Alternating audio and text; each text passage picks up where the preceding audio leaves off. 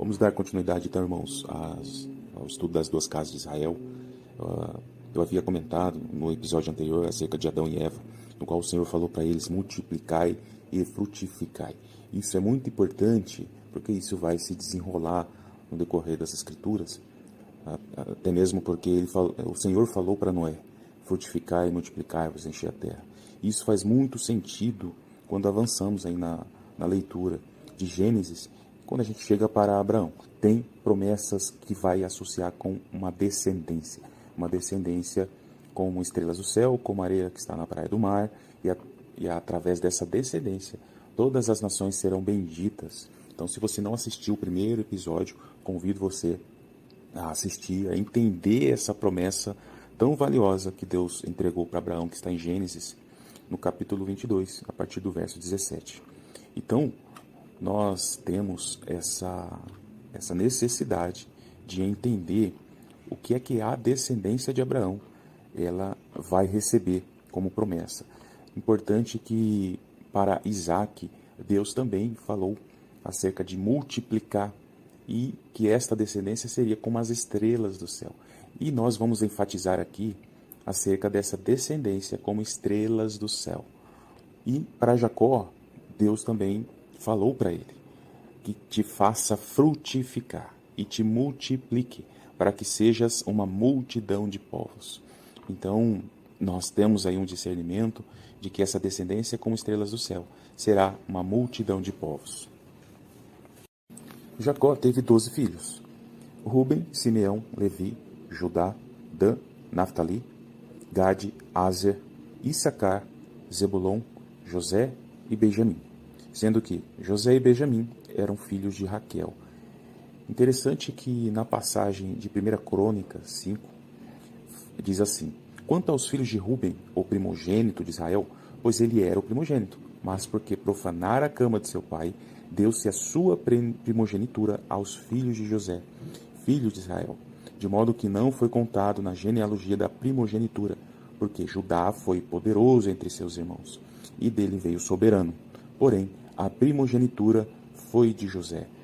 Nós percebemos que a primogenitura que estava em Ruben foi transferida para José.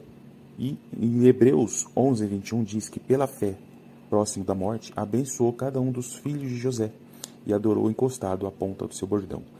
Nós percebemos nas Escrituras, no capítulo de Gênesis, que Jacó ele abençoou José.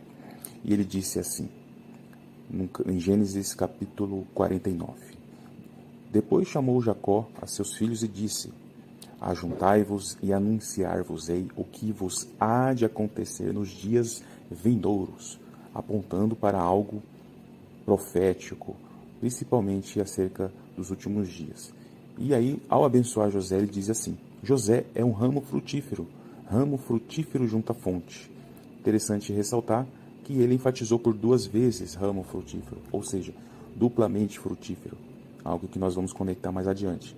As bênçãos de teu pai excederão as bênçãos dos meus pais, até a extremidade dos outeiros eternos. Elas estarão sobre a cabeça de José e sobre o alto da cabeça do que foi separado de seus irmãos. Importante isso quando nós analisamos a bênção de Jacó sobre os filhos de José, porque a primogenitura de José se estendeu para os seus filhos, quais sejam Manassés e Efraim. E aí nós vamos analisar com muito cuidado aí acerca da bênção de Jacó sobre os filhos de José. Gênesis 48 apresenta uma série de menções proféticas que nos auxiliam no entendimento acerca das duas casas de Israel. E então eu convido você a meditar diariamente acerca deste capítulo em especial. Aquilo que Jacó entregou para os filhos de José, especialmente para Efraim. Então eu vou ler algumas passagens muito interessantes aqui sobre isso. Jacó disse para José: o Deus Todo-Poderoso me apareceu em luz na terra de Canaã e me abençoou e me disse: eis que te farei frutificar e multiplicar, e tornar-te-ei uma multidão de povos, e darei esta terra à tua descendência depois de ti, em possessão perpétua. Então Jacó trouxe a lembrança para José, aquilo que o Senhor já havia dito para ele, aquilo que Deus já havia falado aos patriarcas: frutificar, multiplicar, multidão de povos, possessão perpétua para uma descendência. E aí Jacó vai abençoar os filhos de José. Ele vai falar assim: Efraim e Manassés serão meus, como Ruben e Simeão. O que isso significa? Significa que Efraim e Manassés, eles serão como Ruben e Simeão. A primogenitura que estava sobre Ruben e Simeão foi transferido, foi repassado para os filhos de José.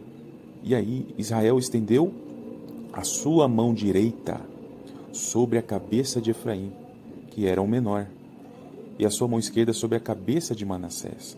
Ele fez isso de maneira proposital, porque José deixou Manassés na mão direita de Jacó, e Efraim, por ser o filho mais novo, na mão esquerda. A bênção da primogenitura estava na mão direita, e teria que ser sobre Manassés. Porém, Jacó, entendendo acerca das promessas de Deus, e especificamente olhando para a vida de Efraim e para o nome de Efraim, porque Efraim significa duplamente frutífero. Então, Jacó, ele cruzou as mãos, e a mão direita que estava sobre Manassés foi direcionada para Efraim, e a mão esquerda que estava sobre Efraim foi direcionada para Manassés. E aí Jacó disse: seja chamado neles o meu nome. O que isso significa? Que Efraim e Manassés, eles iam conduzir o nome de Israel. Neles seriam chamados o nome de Israel. Então isso é muito interessante, porque mais adiante na história nós vamos perceber que o reino do norte, onde tinham 10 tribos, dos quais Manassés e Efraim estavam lá, eles conduziriam o nome de Israel. Por isso que o reino do norte também era chamado de casa de Israel. Isso é muito importante no contexto profético, principalmente.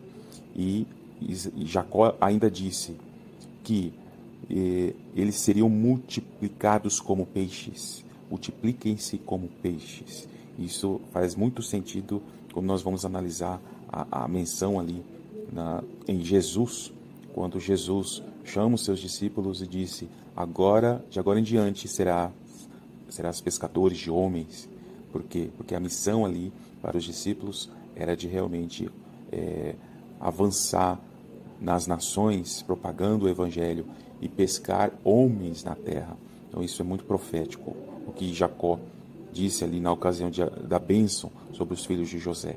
Outro detalhe interessante é que Jacó disse para José que o irmão menor será maior do que Manassés.